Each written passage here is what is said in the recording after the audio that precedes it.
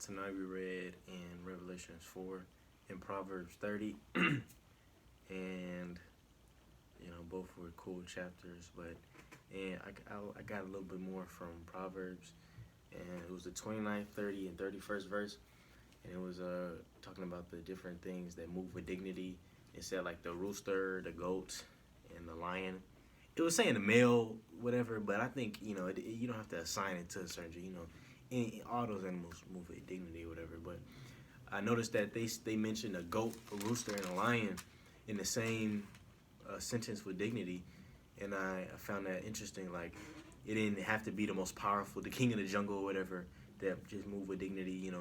It could have been like a rooster that just, they don't really do much. They're not predators. They're not big. They're just small roosters and goat.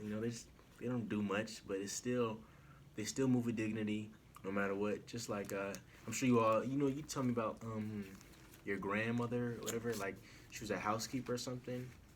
One was in a lamp factory, and the other did domestic work in the North Shore. Yeah, so those aren't high. Oh my goodness, white collar jobs or whatever. They're not the president of some company, but she tells me all the time that my mom tells me all the time that they had dignity, and they always were kept up. And I feel like if they saw the way that our community was right now, they would they would just turn their nose up at us. Like, you have like a lot of opportunities and more than we did, and you're not even respecting yourself or respecting the sacrifices that people made before you.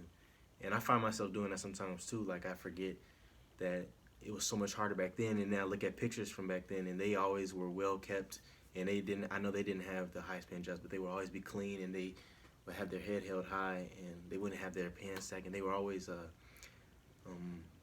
they looked like they could be the presidents, but they probably were garbage men or something, and I respect that, and I wish I could respect myself in that way, and I will.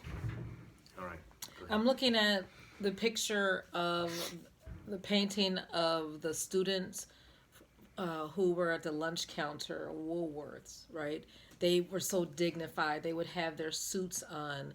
And back then in the 1950s and the 1960s, like I said, Birmingham, Alabama, you see how they were all dressed up. They would dress to the nines going to the airport and the train station. They had, what you said, high class, and it was inward.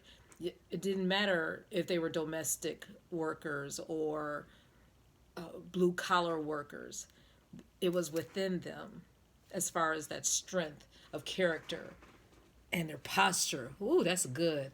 And that made me think of having some conversations this evening with some parents and about their young people and how they're just taking for granted the sacrifices of their grandparents and how they worked so hard. And some of the preteens or students haven't submitted one assignment, just haven't done a thing, and the parents didn't know and they could pull it up. But what I'm saying is they're just wasting time and wasting resources and wasting opportunities. And if you are in that situation where that's just a little dust particle from the work they're doing. We're rehabbing.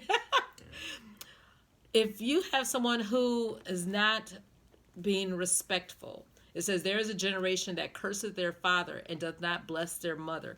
That's in verse 11. And then verse 13. They're lofty in their eyes. Their eyelids are lifted up. They're arrogant. Oh, and then my mom used to quote this verse. The eye that mocketh at his father and despiseth to obey his mother. The ravens of the valley shall pick out their eyes, and the young eagles shall eat it. Well, just saying that God does not play with disrespecting of the parents. And something about Revelation 4 is, it's a reminder, even if you have disrespectful offspring, if they're adults, if they're preteens, teenagers, whomever, we have to be reminded in verse 11 that God has created all things and everybody for a reason. And for thy pleasure they are, and they're created. What? To give the Lord glory and honor and power. Just like in Revelations, those beings, those angels, those creatures continue to praise and worship God. That's why we were created, to worship God. So we might be like, oh, they're getting on my nerves. Oh my goodness, my child. Listen, the Lord created them and he has a purpose for them. And it is up to us to live the life of dignity, class, and strength, model it in front of them, and God will get the glory. He has the hands of everyone in his hand, and he could turneth it whithersoever way he will, just like the rivers. Amen. So he is all powerful. He is due all glory. We are the ones to be like the angels in heaven who continually worship him in spirit and in truth and trust him with all our heart. All right. Have a wonderful evening worshiping the Lord forever.